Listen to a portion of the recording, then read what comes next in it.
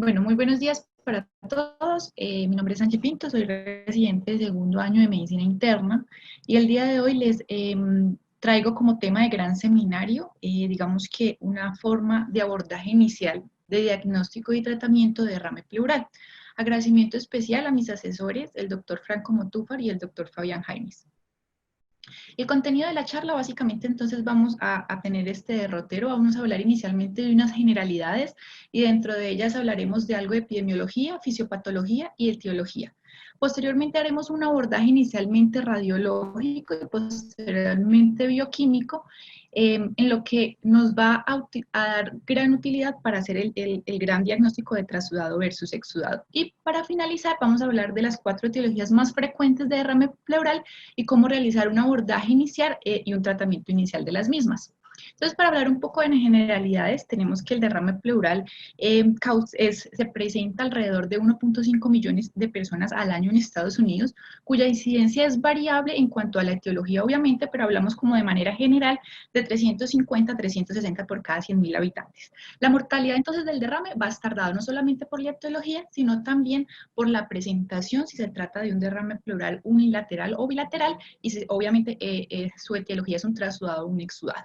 Cuando vamos a hablar entonces particularmente de los exudados, sabemos que la neumonía que iría por la comunidad más o menos en un 20 a un 40% de las veces va a cursar con algún tipo de derrame pleural asociado y dentro de ellos un 5 a 10% causan empedema. El 8% de los pacientes van a ser por tuberculosis y dentro de las otras causas que también tenemos que tener en cuenta es la etiología maligna. Aquí entonces tenemos una tabla donde nos resume la incidencia de mayor a menor de acuerdo a su etiología. Entonces vemos acá como la causa maligna tiene una presentación, una incidencia de 70 por cada 100.000 habitantes, y en cuanto a las causas no malignas tenemos que la principal de ellas es la cardíaca con un derrame pues tipo trasudado de 148 por cada 100.000 habitantes, y de ahí para abajo tenemos el derrame pleural paraneumónico asociado a TEP, hemotórax, intraabdominales, entre otros.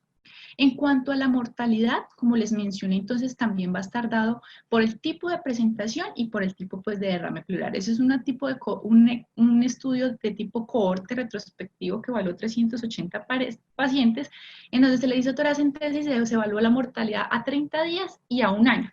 Y vemos aquí que la mortalidad estuvo mayormente asociada al derrame pleural asociado a la malignidad, tanto a los 30 días como al año, pues, y le sigue, digamos, en el paramaligno, en donde no fue posible identificar por citología la malignidad, pero se sabía de base que el paciente tenía un cáncer. Y de ahí para abajo, entonces, digamos que disminuye la tasa de mortalidad. Tenemos acá categorías múltiples benignas asociadas a falla cardíaca, falla renal, entre otras. Y como les mencioné, entonces la presentación unilateral tiene una mortalidad a 30 días del 17% y a un año del 36%, y vean cómo esto se eleva si la presentación es bilateral, de 47% a 30 días versus 69% al año. En cuanto a etiología, entonces tenemos que básicamente cualquier sistema u órgano pudiese ser potencial causa de un derrame pleural. Entonces vamos a encontrar que las etiologías, principalmente obviamente las infecciosas, vamos a tener etiologías neoplásicas, pulmonares, dentro de ellas a resaltar pues obviamente el tromboembolismo pulmonar, causas cardíacas, dentro de ellas la falla cardíaca, causas hepáticas, también causas de trasudado, gastrointestinales, autoinmunes, genitourinarias, entre otras. Y dentro de otras, por favor, siempre tener en cuenta las causas medicamentosas. En cuanto a la fisiopatología, entonces sabemos que el líquido pleural es un líquido que se encuentra entre la pleura visceral y la pleura parietal, que es aquella que recubre el pulmón y la pared torácica respectivamente. Entonces tenemos que la cantidad de líquido, normalmente el pulmón básicamente está nadando sobre ese líquido, pero la cantidad de ese líquido tan solo es de 5 centímetros aproximadamente, y va a estar dado por una producción en los capilares de la pleura parietal y por un drenaje a través de los vasos linfáticos también de la pleura parietal. Entonces, digamos que su producción y drenaje van a estar dados por la presión hidrostática y por la presión oncótica que se presente a este nivel y que están en perfecto equilibrio, pero además de que esta barrera en que está intacta, ¿cierto? En que no haya procesos infiltrativos o procesos inflamatorios que causen algún tipo de irritación u o de obstrucción, que entonces en el momento en que haya alteración de cualquiera de esos sistemas, se va a generar una etiología de derrame pleural. También para mencionar que acá pues que uno en teoría encontraría el diafragma, todos los procesos infradiafragmáticos también pueden tener algún tipo de fuga o movimiento de líquido hacia el espacio pleural y generar entonces un derrame pleural asociado. Cuando entonces vamos a hacer un abordaje clínico, siempre es importante tener en cuenta y hacer una historia clínica completa. Dentro de eso, entonces, vamos a evaluar los síntomas, tanto manifestaciones clínicas del derrame pleural, y dentro de estos tenemos la disnea, la tos y el dolor pleurítico característicamente, en donde también es importante ver la gravedad de los síntomas y la duración de los mismos. También es importante no solo eso, sino qué síntomas están acompañando ese derrame pleural, si hay síntomas constitucionales, cuánto lleva con esos síntomas. La historia previa de enfermedades también va a ser importante, si el paciente tiene una historia de falla cardíaca, enfermedad renal, enfermedad maligna o enfermedad autoinmune. Si el paciente entonces usa algún tipo de medicamentos, y aquí es importante resaltar que es lo primero que entonces yo tengo que evaluar, porque todo medicamento es un potencial, digamos, causa de derrame pleural, hasta que usted pues lo pueda estudiar. Si el paciente ha tenido algún antecedente quirúrgico a nivel torácico o abdominal reciente, obviamente los antecedentes exposicionales y ocupacionales también van a ser muy importantes. Entre las causas de medicamentos, entonces vamos a tener varios medicamentos descritos como causa de derrame pleural. Dentro de estos, para resaltar, medicamentos cardiovascular como minoxidil, betabloqueadores y amiodarona, y los agentes quimioterapéuticos, y aquí quiero resaltar la ciclofosfamida y el metotrexate. Hay unos medicamentos que particularmente generan un derrame pleural de tipo eosinofílico. Y aquí quiero resaltar el ácido valproico, el propionidazolo, la isotretinoína y la nitrofurantoína como medicamentos que potencialmente causen este tipo de derrame pleural. Pues bien, posteriormente a una historia clínica completa y los antecedentes completos, yo tengo que entrar a evaluar clínicamente a mi paciente. ¿Cómo lo entro a evaluar? Hay unos signos clínicos característicos que yo podría evaluar en el paciente. Obviamente, pues, digamos que el examen físico debe ser completo, pero de los puntuales, y esto lo quiso revisar esta revisión sistemática, en donde justamente se titula Mi paciente tiene un derrame pleural, publicado en JAMA en 2009, y evaluó estos 8 parámetros al examen físico en cuanto a la detección del derrame pleural. Estos fueron la simetría en la expansión torácica, la percusión auscultatoria, los crépitos, los ruidos respiratorios disminuidos, la matidez a la percusión convencional, el frote pleural, el frémito táctil vocal y la reducción en la resonancia vocal. Y vemos acá cómo hay unos hallazgos que están francamente asociados a que su presencia aumente la probabilidad de que el paciente tenga efectivamente un derrame pleural. Y esto entonces es la asimetría a la expansión torácica, y por otra parte la matidez a la percusión usual. Vean que acá que el LR es de 8 aproximadamente. Y la ausencia de estos otros signos va a ser menos probable que haya un derrame pleural. Ven acá que es la percusión auscultatoria, y por otra parte la reducción en el frémito vocal, con un LR de 0.05, 0.21. En cuanto a la evaluación radiológica, tenemos que tener en cuenta que por simple física o mecánica, el derrame pleural, cuando se produce en pequeña cantidad, lo primero que vamos a poder observarlo es en la parte posterior pulmonar, y justamente es por efecto simplemente gravitatorio. Posteriormente lo vamos a ver hacia el ángulo costodiafragmático y posteriormente hacia el ángulo costocardíaco, ¿cierto? En el tercero. Y esto entonces también va a tener una correlación en la cantidad de líquido pleural. Vemos acá como en la radiografía lateral, en donde podemos ver la región posterior donde se almacena el líquido pleural, tan solo con 75 centímetros va a poder ser observable, mediante que aquí en la radiografía AP va a ser una cantidad de líquido variable, pero se dice que a partir de 175 hasta 500 cc es posible evidenciarlo. Esto entonces se va a ver como una radioopacidad en la radiografía, y con un signo del menisco, que es simplemente pues como esta superficie cóncava que se observa. Van a haber unas presentaciones inusuales del derrame pleural que también debemos tener en cuenta y conocerlas, porque no todo derrame pleural se presenta de esta manera. Y esa es entonces las presentaciones atípicas, por ejemplo, el derrame pleural que por motivos desconocidos se aloja debajo del pulmón y se menciona pues que se nombra como ese derrame pleural subpulmonar. Hay unos hallazgos clínicos, perdón, radiológicos que me orientan a hacer ese diagnóstico de derrame pleural subpulmonar, y es la elevación del hemidiafragma, digamos la lateralidad de ese hemidiafragma hacia la derecha, y si en caso de presentarse en el lado izquierdo yo voy a poder ver una distancia mayor de 2 centímetros entre la burbuja y el diafragma como tal. Cuando tengo dudas de la presentación, de que haya una radiopacidad, digamos que a nivel basal, y yo no sé si es un derrame pleural, es donde entra a jugar y es muy importante realizar la radiografía en decúbito lateral. Esta radiografía en decúbito lateral es, digamos que en nuestro medio, en los hospitales de tercer, cuarto nivel se ha dejado de usar, pero como sabemos, en esos hospitales en donde los recursos son limitados, un primero, un segundo nivel, y yo no tengo la posibilidad de hacer una tomografía de tórax, aquí es donde entra a jugar y es muy importante realizar este tipo de radiografía en decúbito lateral, en donde vean acá cómo es posible que si hay obviamente esto en caso de que se presente un derrame pleural en el lado derecho, vemos acá que cuando yo pongo en decúbito lateral y yo pongo en el rayo, con un rayo horizontal la radiografía, vemos acá la altura que puede lograr ese derrame pleural, ¿cierto?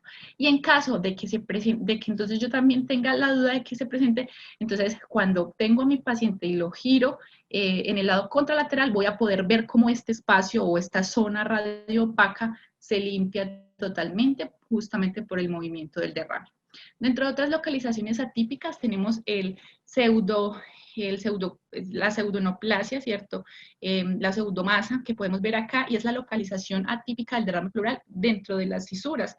Vean acá cómo es posible verlo en el lado derecho, y aquí vemos dos pseudomasas también, aquí una y aquí otra, con un engrosamiento de la pleura, en donde es característico pues de esa localización atípica del derrame pleural.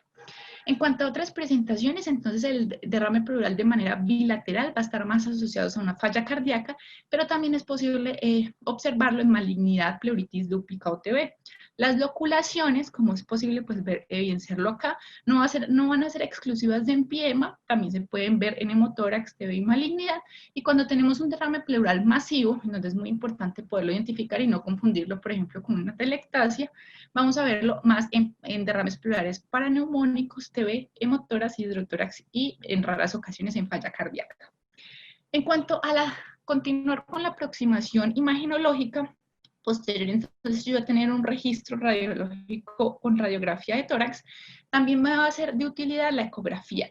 ¿Por qué? Porque no solamente me va a permitir identificar la presencia de derrame pleural, ¿cierto? Sino que además me va a poder planificar un posible drenaje a corto plazo, identificar loculaciones o características ecográficas en particular. Vamos a poder hacer una cuantificación, que tanto esto puede estar en volumen, y vamos a poder discernir en que si esa radiopacidad realmente es un engrosamiento de la pleura o si pertenece como tal a una cantidad pues, de líquido de derrame pleural. Entonces, en la ecografía vamos a poder ver estos 4 patrones ecográficos justamente asociados al derrame.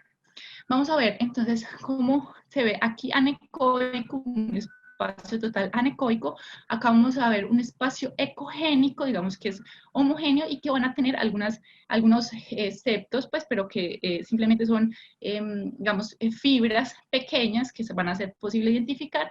Acá vamos a ver un espacio totalmente septado y acá vamos a ver un espacio ecogénico que es, digamos, más homogéneo, diferente pues a este.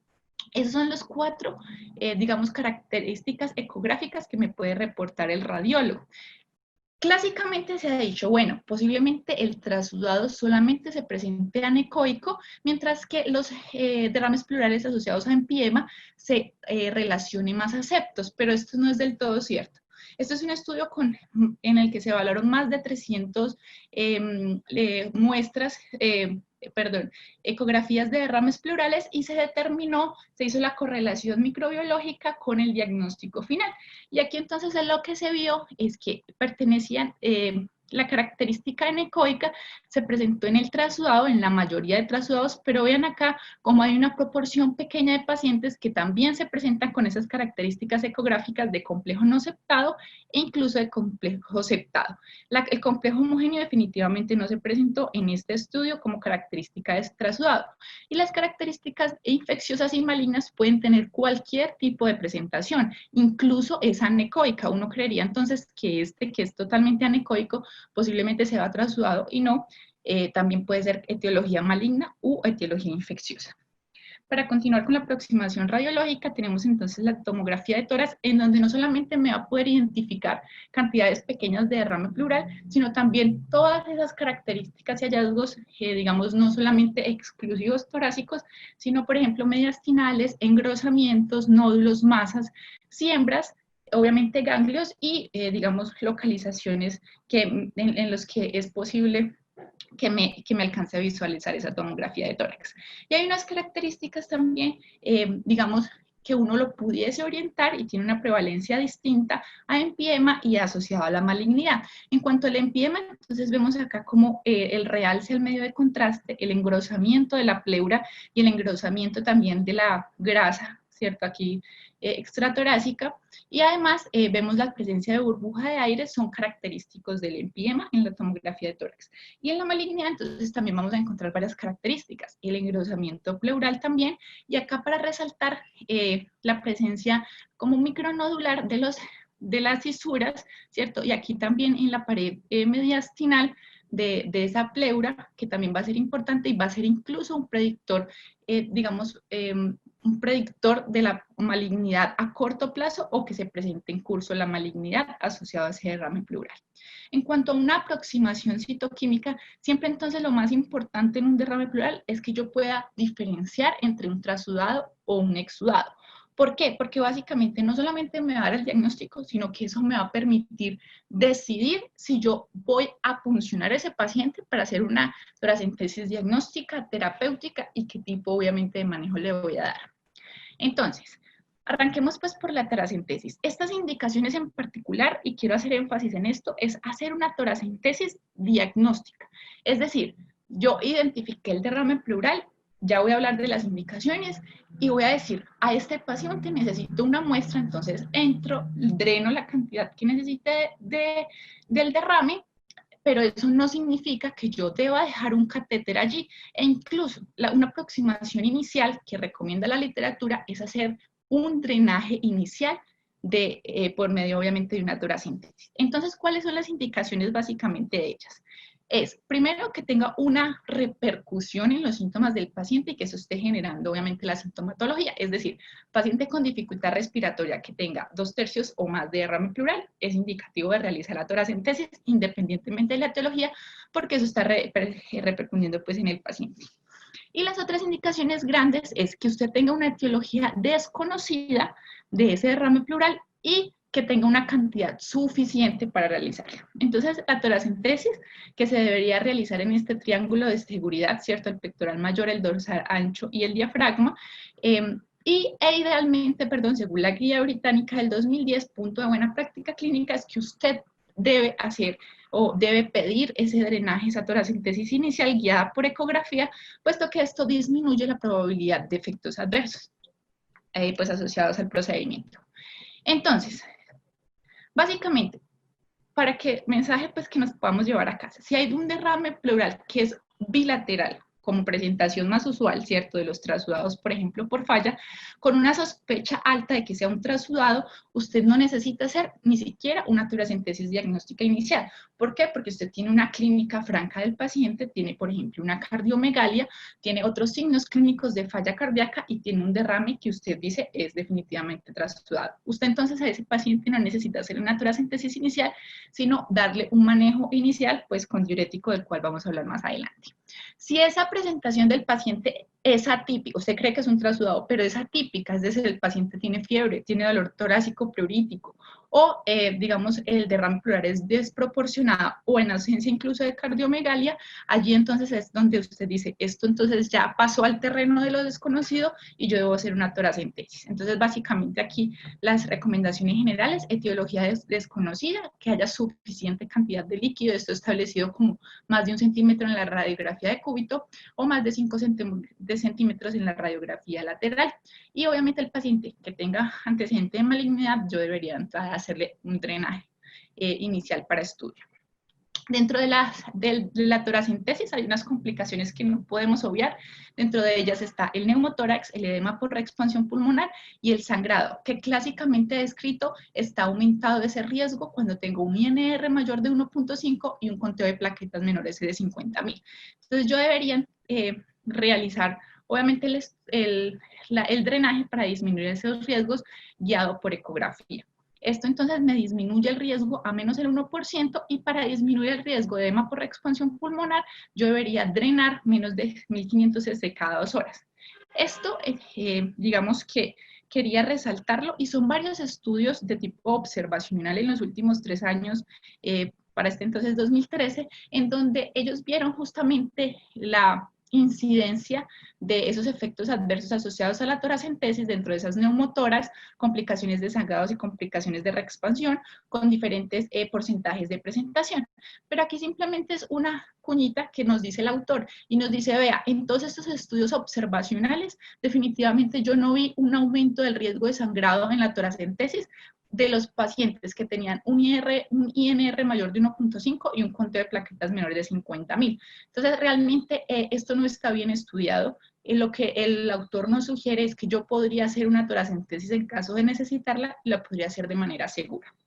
En cuanto entonces a las características químicas del líquido pleural normal, yo tengo que más o menos la producción es de 0.06 mililitros por kilo del paciente, vamos a tener un conteo normal de células, dentro de esos encontramos células mesoteliales, neutrófilos, eritrocitos, linfocitos, una cantidad de proteínas de 0.1 a 0.2 gramos por decilitro, el LDH debe tener un valor normal, menos del 50% del valor del plasma, el pH oscila entre 7.37 y 7.45 y obviamente el aspecto es claro e inodoro.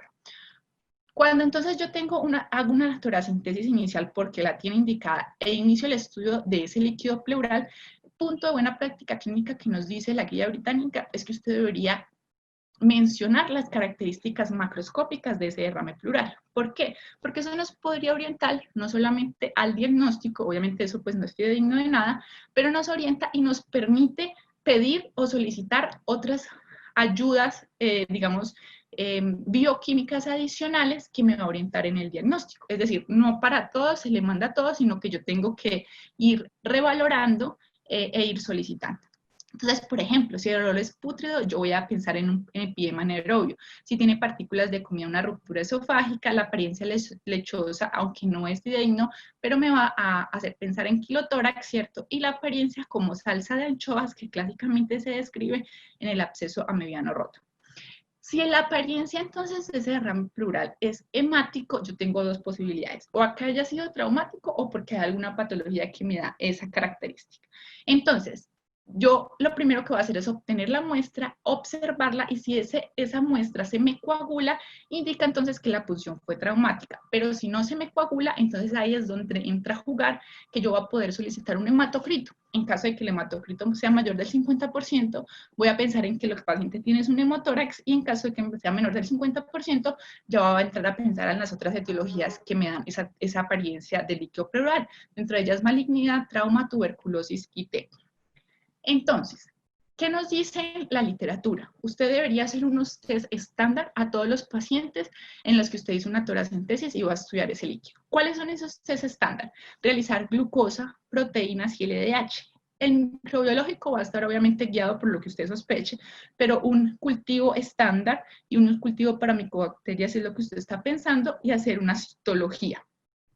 Estos test adicionales, que estos no son los únicos, sino que esos múltiples, van a ser solicitados solamente en cuanto a la sospecha diagnóstica que usted tenga en el paciente. Lo primero entonces es poder evaluar un recuento celular y diferencial. Esto también es un punto de buena práctica, que si bien no no es fidedigno, pero lo mismo, me va a orientar en posibles etiologías. Entonces, un conteo leucocitario total mayor de 100.000 en ese líquido pleural me va a hacer pensar en malignidad, paraneumónico, traumas, entre otros. Lo mismo que un conteo de células blancas va a hacer pensar en paraneumónico, exudados u otros de las mismas características. Un conteo principalmente eosinofílico se puede dar básicamente por 4 cosas: medicamentos, parásitos, sangre o aire. Clásicamente, entonces, el aire, si el paciente tiene algún tipo de neumotórax asociado o estuvo en contacto con aire, me va a dar una característica eosinofílica. Los linfocitos, no olvidarlo, para TB y malignidad, y un conteo de neutrófilos para derrames paraneumónicos, TEP, entre otros. La clasificación, entonces, siempre voy a tener que diferenciar entre transudado y exudado. ¿Y con qué, pues, qué herramientas tengo yo? Estas son las 4, digamos, clásicas: los criterios de Lai, el gradiente de albúmina, el de proteínas y el de colesterol. ¿Qué es eso de los criterios de Lai? Más o menos para 1973, que es la publicación original de este señor, se tenía que simplemente uno llegaba, cogía la muestra del líquido pleural y unas proteínas absolutas mayores de 3 me daban un diagnóstico de exudado. Pero esto tenía un diagnóstico erróneo hasta en un 10% de las muestras. Entonces este señor, el señor Richard Lai, hacia 1972, en su publicación original, ¿cierto?, hizo un estudio prospectivo en 2 centros de Estados Unidos y estudió 150 líquidos pleurales. Y él entonces estableció cómo él hizo esta observación de cómo un nivel estándar de proteínas mayor o menor de 3 categorizaba mal esos derrames pleurales de tipo trasudado. Vean acá cómo hay positivos o unas proteínas mayores de 3 en cierta proporción de pacientes con trasudado, mientras que hacer una relación de 0.5 de las proteínas en líquido versus las proteínas séricas minimizaba ese riesgo de un mal diagnóstico. Vean acá cómo se disminuye la cantidad de muestras positivas en el trasudado. Obviamente, pues los exudados sí en su mayoría presentan un valor superior del nivel de proteínas. Y esta observación la hizo similar en cuanto al nivel de la LDH, pero con un valor de estándar de 200. Entonces él dijo, un valor estándar de 200 en el líquido pleural de LDH, vean acá como el trasudado, todos los trasudados tienen un valor inferior a este, mientras que pues los exudados evidentemente pues tienen un valor variable, pero en su mayoría mayor a este. Y aquí vemos de manera gráfica cómo la relación LDH.6, que es su criterio, pues obviamente está más asociado a la presencia o no de trasudados. Entonces veamos acá que una relación de 0.6 en su mayoría es por trasudados y una relación mayor de 0.6 en su mayoría es exudados. Pues bien, tenemos entonces los criterios de Lai, pero hay un pecado en esos criterios, por decirlo así, y es que hasta el 20% de los pacientes con derrame pleural trasudado por insuficiencia cardíaca se pueden presentar como un exudado por justamente el hecho de que yo ya le inicié una terapia diurética. Entonces vemos acá como en este estudio, ¿cierto?, de más o menos 60 pacientes, lo que se hizo fue realizar toracentesis diagnósticas repetidas en 3 ocasiones posterior al inicio de la terapia diurética. Y vean acá cómo la cantidad de proteínas aumentaba en esas muestras de líquido pleural de las toracentesis, digamos, seriadas que se realizó, y pasó de 23 a 35. Lo mismo sucedió con el nivel de LDH y lo mismo sucedió con el nivel de colesterol. Es entonces como a partir de este tipo de estudios ven una diferencia de un cambio, más o menos de un porcentaje de cambio de proteínas del 48% después del inicio de la terapia diurética y de un 47% para la albúmina. Y es por esto entonces que yo debería utilizar estas herramientas, digamos, adicionales a los criterios de Lai para poder identificar un trasudado y un exudado, sobre todo en esos pacientes con terapia diurética. Y esto es entonces una diferencia entre la proteína sérica y pleural mayor de 3.1, un gradiente de albúmina lo mismo, de 1.2 y un nivel de colesterol mayor de 55. Otros estudios que se han, digamos, realizado más que todo en investigación y que se han encontrado pues que están en relación a trasudados son todos estos, pero digamos que en la práctica clínica ninguno de ellos, digamos, que de utilidad, solo que los que le mostré. Entonces, en esta revisión de JAMA del 2014, nos proporcionan eso, sensibilidad, especificidad y valores predictivos positivos y negativos para todo lo que acabé de mostrar. Entonces, ellos analizan los niveles de colesterol, de LDH y los criterios de Lai, y los niveles de proteínas y nos dicen, bueno, quien tiene mayor LR positivo es justamente tener una LLH pleural mayor de 200. Y el que se asocia a un LR negativo menor, es decir, su ausencia probablemente se asocia a que no haya un derrame pleural, es tener mayor o igual a un criterio de Leib. Vean acá el LR negativo tan bajo. Pues bien, continuando entonces, ya que yo pude definir, cierto, la presencia de exudado trasudado mediante esto, estas son las otras cosas que yo debería realizar de manera obligatoria. Dentro de eso es el pH y el nivel de glucosa, cuya relación, digamos que es proporcional, o lo que uno espera es que entre más baje el pH, también baje la glucosa. Y esto entonces no se sale dentro de estos 10 etiologías de pH menor de 7.2, el paraneumónico, la TB, reumatoide, motórax, malignidad, entre otras, que lo pueden ver pues aquí. Y lo que le quiero hacer hincapié en este punto es que primero a todas las muestras del derrame pleural yo debería hacerles digamos que estas muestras químicas, pero además hay una cosa puntual en el pH, y es que el pH no se debería medir con tira, sino que se debería medir en máquina de gases arteriales. Y esta indicación, ¿por qué? Porque si usted tiene por tira, es decir, usted recogió la muestra en cualquier tarrito, la llevó a que la procesen, esto está expuesto al ambiente y probablemente el CO2, que es vital porque es el ácido que está en la muestra, se va a evaporar, entonces la muestra se va a tender a ser más alcalina.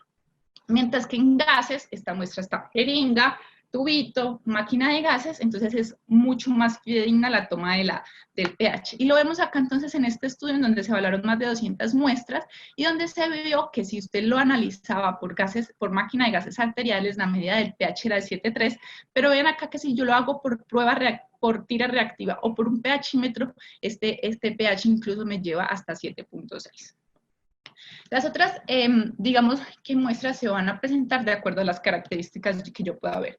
Si yo tengo un líquido lechoso en donde yo pienso que es un kilotórax o un pseudokilotórax, yo voy a pedir entonces el colesterol y los triglicéridos. El kilotórax característicamente como unos triglicéridos elevados y el pseudokilotórax como solamente el colesterol, pero sin nivel de kilomicrones elevados.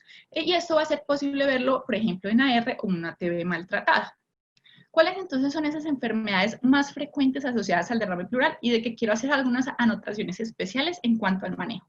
El primero es la falla cardíaca, y ya lo dije, el diagnóstico de un derrame pleural asociado a falla, por lo menos en el 50% de las veces usted está bien y le va a poder hacer el diagnóstico únicamente clínico.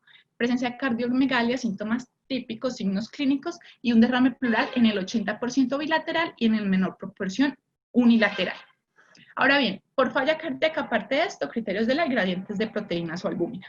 Pero también se ha dicho que hay otros biomarcadores asociados y que me pudiesen ayudar al diagnóstico de la misma. Y se ha dicho entonces que los péptidos natriuréticos me pudiesen ayudar. El que más ha sido estudiado entonces es el NT-proBNP, cuyo valor pues ha sido estudiado digamos que en un rango amplio, pero se dice en general que un valor mayor de 1500 de estudio de ese péptido en el líquido pleural me va a dar una buena aproximación y una buena sensibilidad y especificidad para hablar de un derrame por falla.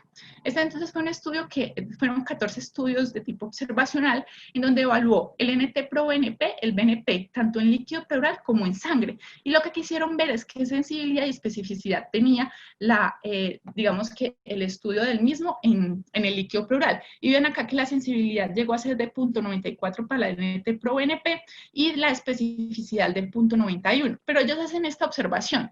Bueno, si yo tengo un NT-proBNP con una sensibilidad de 0.94, ¿cierto? Una especificidad de 0.91, la de sangre es de 0.92 y de 0.88. Es similar, realmente yo no tengo que desgastarme, yo lo puedo hacer en sangre e incluso no lo tengo que hacer en líquido. Entonces la recomendación de la literatura es que usted no necesita hacer el NT-proBNP en el líquido, sino que con hacer una muestra en sangre sería suficiente. El tratamiento entonces, en la mayoría de los pacientes, en el 89% de ellos, yo espero que el paciente responda a una terapia diurética óptima. Si el paciente no está respondiendo, una de dos, o es de los que no responden, hasta el 10%, o es de los pacientes que usted no tiene una terapia diurética óptima, ¿cierto? Y normalmente yo espero que resuelva por completo radiológicamente el derrame pleural a las 2 semanas del tratamiento diurético. Pues bien, ¿qué otras opciones tengo de manejo? Digamos que en esto, pues hasta el momento no hay estudios aleatorizados que evalúen otros tipos de terapias, aparte de los diuréticos, pero lo que sí tenemos, digamos, son estudios de tipo observacional, pleurodesis con talco o catéter pleural tunelizado a largo plazo. O por un tiempo pues, mayor, es decir, hacerle un drenaje a estos pacientes. La pleurodesis con talco realmente en estos estudios ha sido muy poco evaluada, pero digamos que aquí tenemos unos reportes de caso de varios estudios que ha evaluado el catéter pleural tunelizado específicamente en trasudado por falla cardíaca. Y vemos acá que la respuesta al tratamiento con un catéter pleural tunelizado ha variado desde un 25% a un 80%. Y acá entonces para mencionar que en este momento hay un estudio en curso que se llama FREED falla cardíaca, es un estudio aleatorizado 1 a 1 que justamente está evaluando ese catéter pleural tunelizado con un drenaje diario para alivio de los síntomas con un seguimiento a un año y si mejora la calidad de vida o el uso de atención médica como desenlace primario. Es un estudio entonces que está en curso y este es pues la evidencia de clinical trials.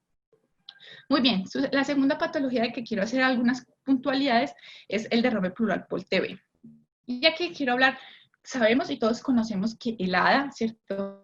Es el principal, digamos que parámetro físico-químico que yo debería evaluar en la muestra para determinar si es un derrame por TB, pero también tengo los métodos de interferón. El interferón medido de manera directa o el ensayo de liberación de interferón, que es una medida indirecta del interferón.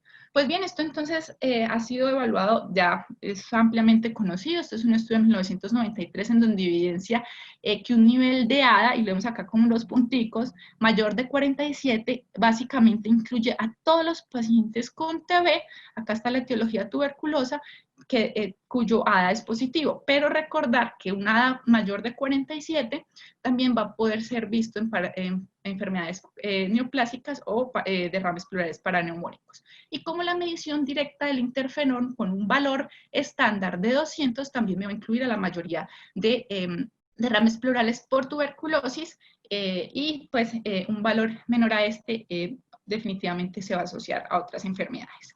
Y esto entonces, ¿cómo fue visto? Ustedes pueden ver acá que entre mayor sea la ADA, yo probablemente vaya a encontrar menos personas o menos muestras positivas para la ADA. Ven acá como entre mayor sea justamente el valor de ADA va a ser a esto. Entonces es un estudio que evalúa la sensibilidad y la especificidad de la ADA en cuanto a rangos. Menor de 36, entre 40 y 45, 40 y 65, mayor de 65. Y vean acá que a medida pues que aumenta, yo obviamente disminuyo la sensibilidad, pero aumento de especificidad de la misma. Entonces, simplemente para recordar que entre mayor sea la edad, yo probablemente tenga una mayor probabilidad que sea TB. Importante recordar que nos dice la literatura que si tengo una ADA mayor de 250, posiblemente también debo pensar en un linfoma asociado. Entonces, ¿qué nos dicen la literatura como conclusión diagnóstica? Definitivamente la ADA es uno de los estudios que yo debería utilizar si estoy pensando en una tuberculosis, puesto que la sensibilidad y especificidad están alrededor del 93%. El interferón tiene una sensibilidad y especificidad del 96% y como es similar, la disponibilidad es mucho mayor de la A y obviamente es mucho más barata, no se justificaría hacer las pruebas de interferón si yo tengo el ADA. Las pruebas entonces moleculares, el GeneXpert, tiene una sensibilidad mucho más baja, aunque su especificidad es mayor. Entonces digamos que en el diagnóstico, no para evaluar resistencia, pero en el diagnóstico únicamente no ameritaría. Y las pruebas entonces de liberación del interferón, en cuanto tenemos al cuantiferón y el TSPOT, que tienen una sensibilidad y una especificidad menor de la ADA, realmente no se justifican hacerlo en un derrame pleural por TB. Muy bien, entonces el punto y la discusión siempre ha sido, yo tengo entonces un derrame pleural con sospecha de tuberculosis, un ADA mayor de 45 y un derrame principalmente linfocítico, necesito no hacer una biopsia. Este es un algoritmo muy bonito que me encontré y me dice, bueno, si yo tengo eso y tengo un paciente menor de 35 años y mi probabilidad es alta de tener tuberculosis justamente por la incidencia en la población que tengo, etcétera, probablemente yo necesite hacer una biopsia pleural para hacer un diagnóstico de una TB pleural. Pero si el paciente es un poco mayor, la probabilidad es menor de que yo tenga una TB, o me queda la duda de que puede ser una neoplasia que me pueda dar las mismas características, un paraneumónico, yo definitivamente realizaría la biopsia. Y este entonces es el rendimiento de los tipos de tinciones y cultivos en la biopsia, en donde vemos que el mejor rendimiento en el estudio de la biopsia pleural sería entonces evidenciar los granulomas caseificantes. En cuanto al tratamiento, sin duda en el TB pleural, lo que tiene evidencia y lo que se debe administrar es el tratamiento con HRZE, a dosis pues como lo conocemos. Siempre ha quedado la duda o queda en el tintero si yo debería dar esteroides además o si debería hacer un drenaje en TB pleural. Pues bien, esteroides partiendo del supuesto de que más o menos el 50% de los pacientes tienen engrosamientos pleurales en el tiempo, en el seguimiento en el tiempo, entonces dar o no esteroides. Lo que se ha visto es que al parecer sí disminuye ese tipo de engrosamientos, pero a expensas de un mayor riesgo de infecciones asociadas. Y en cuanto al drenaje, lo que se dice es que si el derrame por TB es un empiema, sin duda trátelo como un empiema, pero si es un derrame pleural simple, realmente a largo plazo lo que se ha visto es que la mejoría de la calidad de vida, de los síntomas y demás, no tiene una diferencia hacer un drenaje o no por ese TB.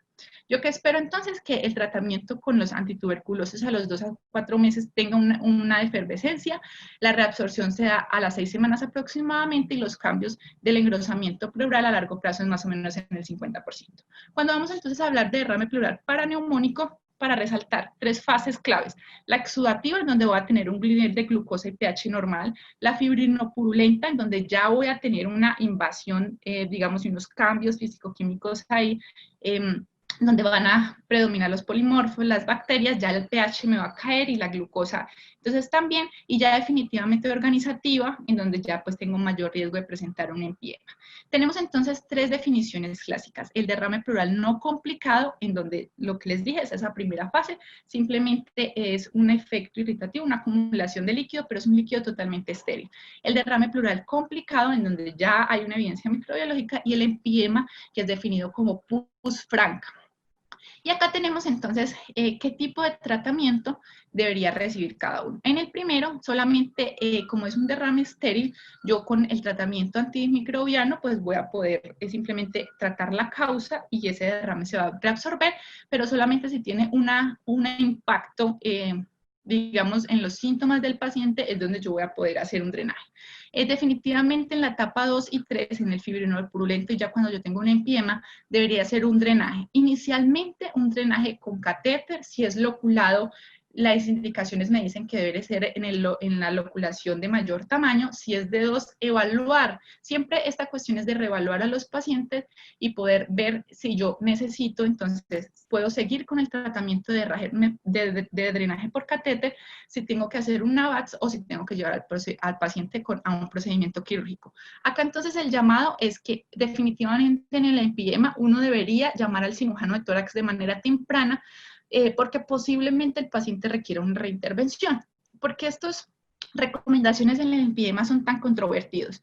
Este es un estudio simplemente descriptivo en donde simplemente describen el manejo que se les dio a esos derrames pleurales paraneumónicos. Entonces ellos dicen, estos pacientes con complicados o con empiema, se hizo un drenaje por un tubo simplemente en el 68% de los pacientes, VATS en el 19% de los pacientes y un drenaje abierto en el 14% de los pacientes. Y lo que yo quería ver es esto. Bueno, qué pena que se me apareció. Tienen un mayor riesgo de reintervención y de mortalidad los pacientes que se tratan inicialmente con un tubo a tórax, comparado con los pacientes con VATS, y definitivamente el riesgo es incluso la mitad o menor en los pacientes que yo llevo a cirugía con un riesgo de reintervención del 36% y mortalidad de 6%.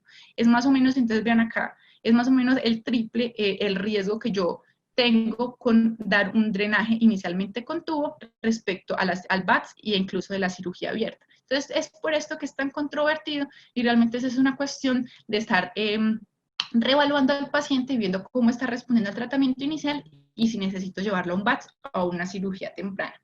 Y finalmente, para hablar de derrame asociado a la malignidad, normalmente la malignidad, el derrame pleural asociado a la malignidad puede ser de 2 tipos. Uno, que yo tenga un compromiso metastásico y de estos entonces me van a predominar los tipos ADenoCA. O 2, que yo tenga un primario, que esto es más o menos el 10% de los pacientes, y de estos primarios, o sea, que es de la pleura como tal, el mesotelioma es el que mayormente se presenta. En estos entonces de los pacientes, la citología tiene un rendimiento variable. Donde uno lee, dice, la citología tiene un rendimiento aproximadamente del 60% de los pacientes. Pero vean esta gráfica tan bonita, y es que dependiendo del tipo de cáncer que yo tenga, va a ser el rendimiento de esa citología.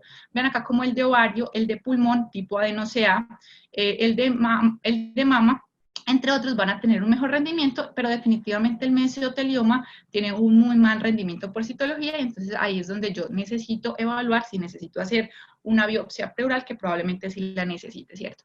En la citología quiero resaltar dos cosas, y es que usted las muestras las debería mandar tanto para frotis como para bloque celular para hacerle las distintas tinciones, puesto que estas se complementan y normalmente un 10% de las que dan negativas en frotis pueden dar positivas en el bloque celular y viceversa.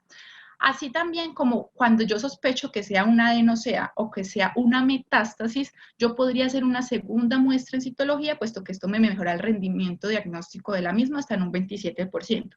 Pero si yo tengo un mesotelioma, repetir la citología realmente no me va a ayudar de nada. Yo necesito entonces es una biopsia. ¿Qué hacer entonces con estos pacientes con una sospecha de derrame por malignidad? Sea sintomático o asintomático, y el asintomático por el riesgo de progresión, la recomendación es hacer una toracentesis inicial diagnóstica. ¿Y qué es lo que yo voy a evaluar posterior a esta toracentesis? La respuesta sintomática, la capacidad de reexpansión del pulmón y qué tanto se reacumula en el tiempo. Cuando entonces yo tengo esto, es posible que más del 50% de estos pacientes recaigan en ese derrame pleural y me generen síntomas en los pacientes. Entonces, ¿qué tengo yo allí? Puedo repetir la toracentesis, pero realmente posiblemente se me reacumule. Tengo la opción de dejar un derrame pleural permanente, el tunelizado que mencionábamos en falla cardíaca, hacer una pleuroresis, una terapia combinada, entre otras cosas. La discusión entonces siempre ha sido catéter o pleurodesis. Y acá tengo entonces un metaanálisis publicado el año pasado en donde evalúa 5 estudios aleatorizados que justamente han evaluado eso. Bueno, al paciente le hago pleurodesis con talco o con cualquier otra sustancia o le dejo un catéter. Y lo que se ha visto es que el uso de catéter si bien no cambia el desenlace de mortalidad 3 meses, ¿cierto? No cambia el desenlace de infección pleural. Lo que sí se ha visto es que disminuye el riesgo de hacer procedimientos repetitivos en el tiempo, asociado pues a una mayor tasa de celulitis, pues justamente por tener un catéter ahí pues en tórax. Y lo que también se ha visto es que los días de hospitalización, puesto que poner un catéter se puede hacer incluso de manera ambulatoria, diferente a una pleurodesis, cambia, entonces tener un catéter más o menos el promedio es 2 días de hospitalización versus 7 en la terapia pues con pleurodesis. Pero siempre entonces queda la duda, queda la recomendación de que usted debería evaluar la preferencia del paciente, si el paciente tiene una sobrevida larga o no, porque entonces eso también me va a decir si utilizar una sobre la otra, la costo-eficiencia de las mismas. Eso siempre entonces ha sido una discusión y es lo que yo tengo que tener siempre en cuenta con mi paciente. Para concluir, entonces, quiero resaltar estas cosas. Primero, que el diagnóstico del derrame pleural, por favor, no olvidar las características clínicas. No en todo lado yo tengo el recurso de hacer una tomografía, entonces siempre apoyarse en la radiografía de decúbito lateral.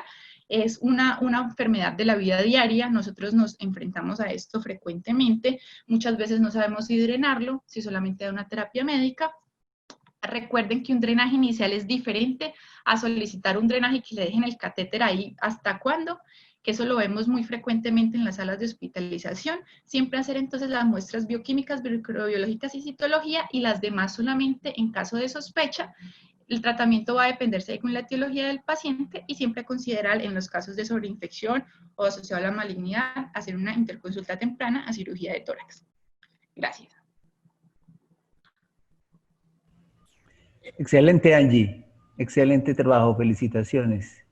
Hay 3 participantes en orden, Juan Camilo, Mariana y Freddy, pero yo quisiera antes de pronto que nos complementara algo de la presentación el doctor Franco, que está por acá.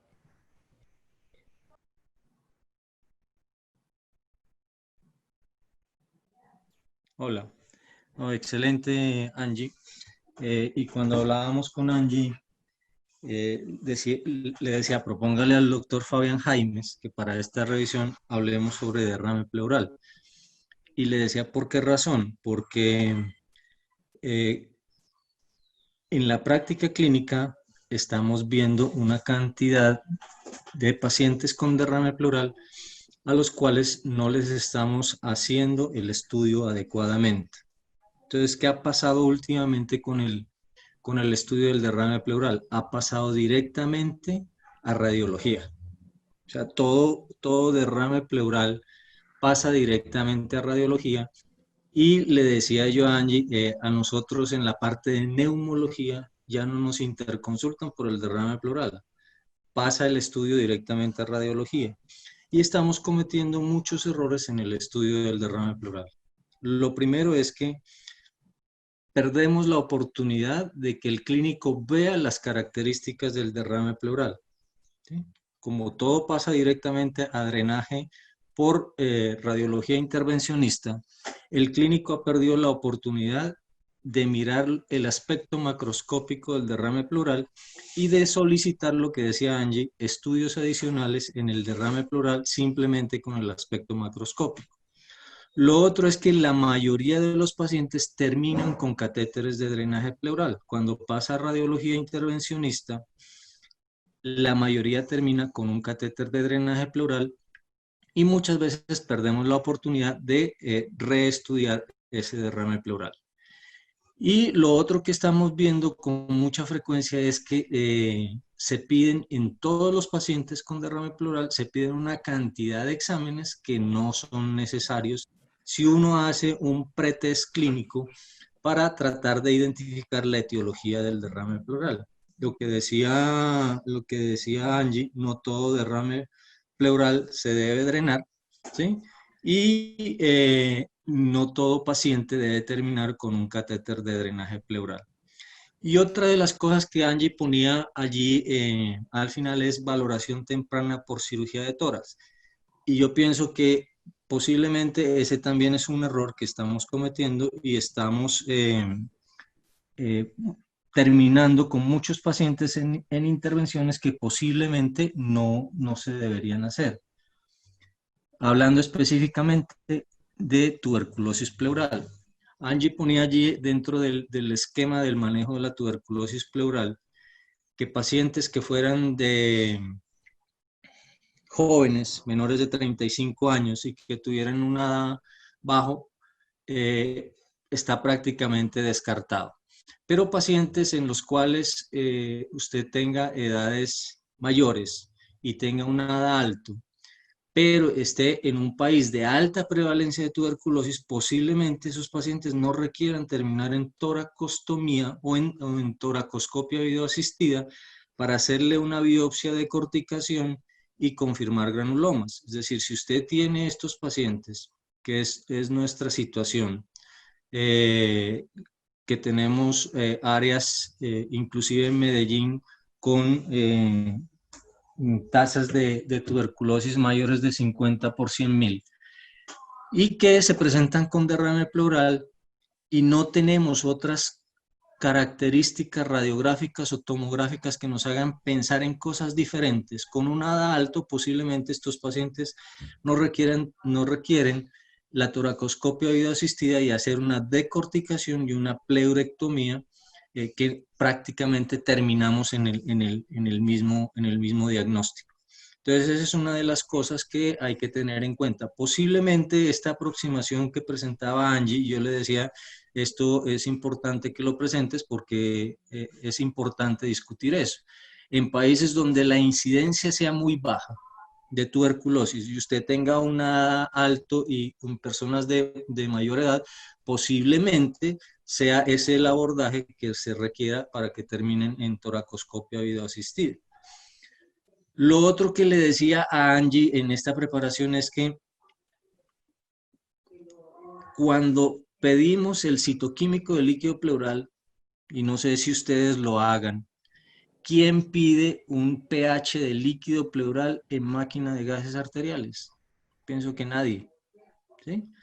Y eso es una de las cosas que también lo hemos perdido. Y si ustedes van a las revisiones del Dr. Light, desde el año 73, cuando empiezan a hacer las revisiones, entre el 73 y el 90, empiezan a hacer muchos estudios sobre el líquido pleural y mencionan cómo se debe tomar. Y para esa fecha, a los que nos tocó esa fecha, uno tenía que heparinizar las jeringas de vidrio y ponerles y tomar la muestra tanto de gases arteriales como de líquido pleural en una jeringa de vidrio heparinizada y llevarla al laboratorio para hacer la medición de gases arteriales. Y así está descrito desde las descripciones del Dr. Lai. Y Angie presentaba una diapositiva allí sobre cómo cambia el pH de acuerdo a la exposición del líquido pleural y al tiempo en que se procesa. Entonces eso es importante tener en cuenta dentro del estudio del derrame pleural. Y yo pienso que es muy importante que nosotros en la universidad rescatemos la parte clínica del manejo del derrame pleural. O sea, no perdamos la oportunidad de estudiar los pacientes. No todo tiene que irse para radiología y hacerse un drenaje y colocar un catéter. Entonces, este es como uno de los mensajes importantes que queríamos con esta presentación. Y lo otro importante es que actualmente hay una tendencia a utilizar biomarcadores y a utilizar tinciones de inmunohistoquímica en el líquido pleural que nos permiten hacer realmente una diferenciación de patologías neoplásicas y posiblemente inferir el tipo de patología neoplásica que el paciente pueda tener. En el estudio del derrame pleural estamos también perdiendo la oportunidad de solicitar la citología. O sea, cuando dejamos en manos de que solo la parte de radiología haga la aproximación diagnóstica del derrame pleural, también estamos perdiendo oportunidad de implementar estudios adicionales en ese líquido que nosotros estemos sacando. Y una de las cosas que no mencionó Angie y que actualmente está en auge es si realmente todo debe terminar en cirugía de tórax, ¿sí? Actualmente está lo que se llama la pleuroscopia. La pleuroscopia es introducir a través de un trocar en la pared del tórax una especie de broncoscopio pequeño, ¿sí? Y evitar la videotoracoscopia asistida con tubo de doble lumen y anestesia general.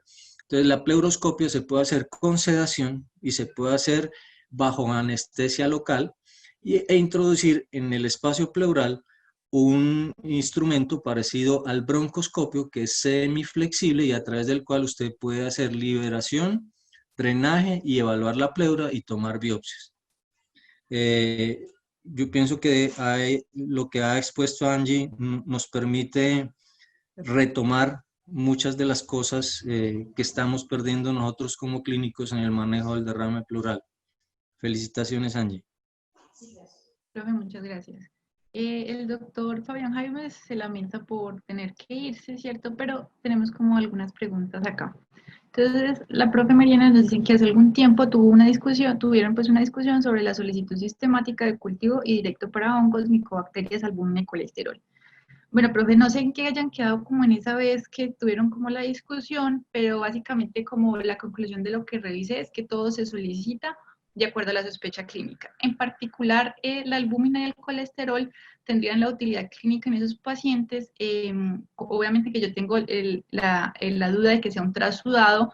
En la literatura también nos habla de que muchas veces pues uno lo expone y dice, bueno, es súper fácil, cardiomegalia, signos clínicos, pero que hasta en el 50% de las veces solamente por clínica se hace un diagnóstico erróneo. Entonces, ahí solicitarla solamente si yo tengo aún la duda, ¿cierto? Porque si no, no le hubiera hecho una toracentesis.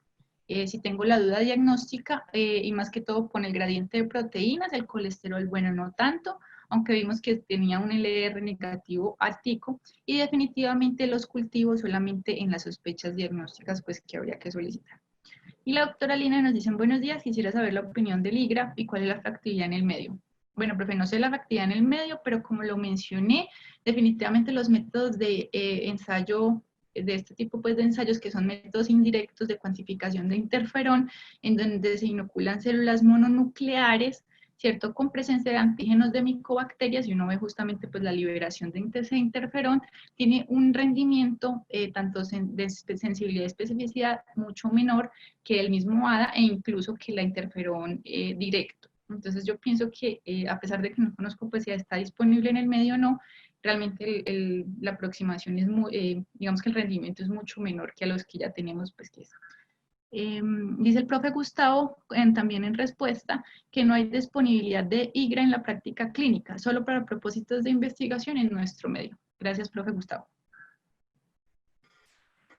De acuerdo, Angie. Es decir, anoto, en todos los pacientes no se debe pedir todo y esa es una de las cosas que debe quedar claro.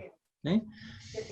Ahí, de acuerdo a la probabilidad preclínica que usted haga, el análisis o al juicio clínico que usted haga del paciente, usted debe pedir algún tipo de estudios adicionales. O sea, hay cosas que se deben hacer, que es el citoquímico y definir si son trasudados y exudados. Pero ya los estudios adicionales depende del juicio clínico que usted haga, de las características preclínicas o pretoracentesis, no preclínicas, sino de las características antes de la toracentesis que usted haga del análisis y de que usted no pierda la oportunidad de ver el líquido pleural, ¿sí? Porque usted no puede pedir estudios adicionales si no ve el líquido pleural. Lo que estamos recibiendo nosotros es el resultado ya de las características analizadas en el laboratorio. Pero nosotros realmente no estamos viendo, o no sé si ustedes estén presentes en las toracentesis y digan, ah, este fue un líquido sanguinolento y se coaguló. Entonces perdimos la oportunidad de hacer las pruebas y lo que pasa es que fue traumático. O sí, este es un líquido sanguinolento y no se coaguló, pero no le pedimos hematocrito. O este era un líquido lechoso y pedimos la oportunidad de pedirle los triglicéridos y el colesterol, porque a no todos debemos hacerles triglicéridos y colesterol. Y lo que mencionaba Gustavo es, IGRA no tenemos disponibles, pero Angie lo explicó muy bien. Cuando se compara IGRA, medición de interferón directamente y ADA, la sensibilidad del ADA y la especificidad es mucho mayor que esos dos.